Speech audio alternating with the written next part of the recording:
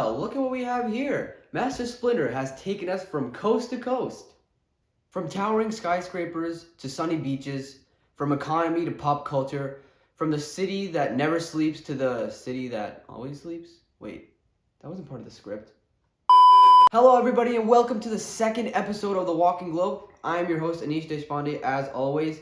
And this time we are in Southern California, and we are going to be talking about the second largest city in the United States, and it is Los Angeles. So much stuff to cover, so without further ado, let's get to the map. With a city population of approximately 4 million people and a metropolitan area population of approximately 13 million people, LA is the second biggest metropolitan area in the entire United States. Of course, New York City is the biggest. But unlike New York City, LA is not separated into boroughs because it isn't nearly as big compared to New York. And a lot of people in the metropolitan population do not live in the actual city, unlike New York again, because in New York, a lot of people live inside the city. They live outside of LA in areas such as Long Beach, San Bernardino, or Huntington Beach. Speaking of beaches, let's talk about LA's physical geography. As I mentioned previously, LA is located on the Pacific coast of the United States, which means that it borders the Pacific Ocean. The terrain of the actual city is like a valley because there are mountains to the east of the city, but LA is also subject to warm temperatures almost year-round, and because of that, it is a major tourist city for vacation. The beaches are also usually packed, and unlike New York, the water is pretty safe to swim in. I mean, seriously, who wants to swim in that? LA is also west of the San Andreas Fault Line, which is the border of two tectonic plates. Although the city is pretty safe from earthquakes, water pipes leading to LA could be damaged if a major earthquake hits. And also, since LA is located on the west coast, it's in a different time zone than the east coast. The west coast of the United States is 3 hours behind the east coast. So for example, if it's 6 a.m. in LA, it's going to be 9 a.m. on the east coast. Now let's switch gears to transportation. As a big city, you would expect LA's metro to be one of the busiest in the United States. However, if you thought that, you would be wrong because LA's metro doesn't even rank in the top 5 for passenger service.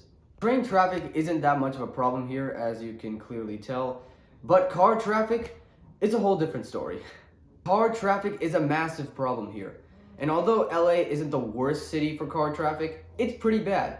And because of that, LA drivers use more and more fuel, which is probably the reason why LA is the most smog-filled city in the United States, which also means that it is the worst city in the United States in terms of air pollution. Although LA does have car problems, air traffic is not that much of a concern. Los Angeles has Los Angeles International Airport, or LAX for short, and it is one of the busiest airports in the entire world, and before the pandemic, it was the third busiest in the entire world. Phew. Aside from environmental problems, LA does seem like a pretty chill place. I mean, it's not as bustling and economically centered as New York, and it's not as academically centered as Boston, but LA does have its own stronghold, and it's a word that literally everybody loves to hear: entertainment. LA is known as the movie-making capital of the world, and entertainment is by far its #1 industry. Now, when we talk about movies, we gotta take into consideration what people like to watch and what people are actually gonna watch, and what types of shows they're gonna see. People might watch this, others may watch this. Well, if there's any movie from America that you are watching, I can almost certainly assure you that it is made in LA, and more specifically, Hollywood. Hollywood is the main hub for the US film industry and entertainment, and it is also one of the largest neighborhoods in LA. I'm sure many of you have seen iconic structures like the Hollywood Walk of Fame or the sign, but LA and Hollywood don't only attract tourists, but celebrities as well. So many celebrities live in LA, and many of them, like the Kardashians, achieve their success by coming here. I'm sorry, but who can resist warm weather and palm trees? Back on the subject of entertainment, LA has a lot of sports teams. For hockey, you got the Anaheim Ducks and the LA Kings. For baseball, you got the LA Dodgers and the LA Angels. For basketball, you got the LA Lakers and the LA Clippers. And for football, you got the LA Chargers and the LA Rams. Which is crazy because just 6 years ago, LA did not have any NFL football teams, but now they have 2 of them. They also built a huge new NFL stadium called SoFi Stadium, which is also hosting the Super Bowl this year. And I would recommend you check it out because it is in the actual city of LA, unlike someone Giants. Anyways, the people are going to be the ones who are inside the stadium and are going to be watching the teams. I think you know where I'm heading with this. Let's talk about LA people. Unlike New York City, LA is not that diverse, but it is becoming more diverse, and it's more diverse now than it was in the past because of rapid population growth and increased opportunity for success. So LA is in Southern California, and California was originally a part of Mexico, so it would make sense why LA has a lot of Hispanic influence with a lot of Mexicans living in the area today. I mean, Los Angeles literally means the angels in Spanish. In the mid-19th century, the United States fought a war with Mexico, and they won it, and it was the Mexican-American War. And at the end of the war, the US gained a lot of land from Mexico, and some of that land included California. Also in World War II, the people of LA had to be prepared for a possible Japanese attack on the city. And that is because the Japanese had already attacked Pearl Harbor in Hawaii, and there was many speculations that a Japanese attack could come on the west coast of the United States, including LA. So people had to be careful, and they had to walk around and be vigilant, and times were rough. But thankfully, that war ended over 75 years ago, so sleep well tonight. Only tonight.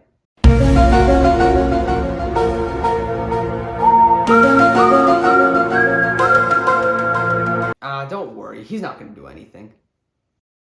Yeah, so aside from a possible rodent invasion, LA is actually a pretty safe place to visit. Okay, so anyways, let's go and transition back to the people. The people of Hispanic heritage in LA have left quite a mark and are still following traditions to this day. Don't be surprised to see many festivals or Hispanic traditions like Cinco de Mayo and parades on the streets of LA. And you know what, people? That means food. The LA city and the LA metropolitan area have tons of amazing, mouth-watering, salivating, delicious, flavorful, finger-licking, appetizing, inviting, welcoming, and savory Mexican food in authentic Mexican restaurants. Yeah, I think y'all get the point. Honestly, I traveled to LA just to eat the Mexican food, I swear. Not only Mexican restaurants, but fast food chains are headquartered in LA and in the LA metropolitan area. Let's just get the big one out of the way, In-N-Out Burger. God, I wish there was one here. In conclusion, LA is a giant metropolis on the West Coast with tons of attractions and movie industries.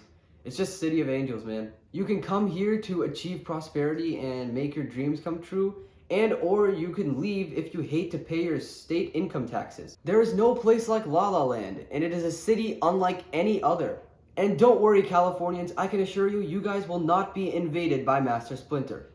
Wait, who keeps putting him in this script, man? Anyways, that's it for today. If you like what you're watching, please subscribe and please leave a like. And also drop a comment down below. I want to know what your thoughts are and I want to know your experiences. And anyways, this is the Walking Globe signing out. Next video, Chicago, and peace.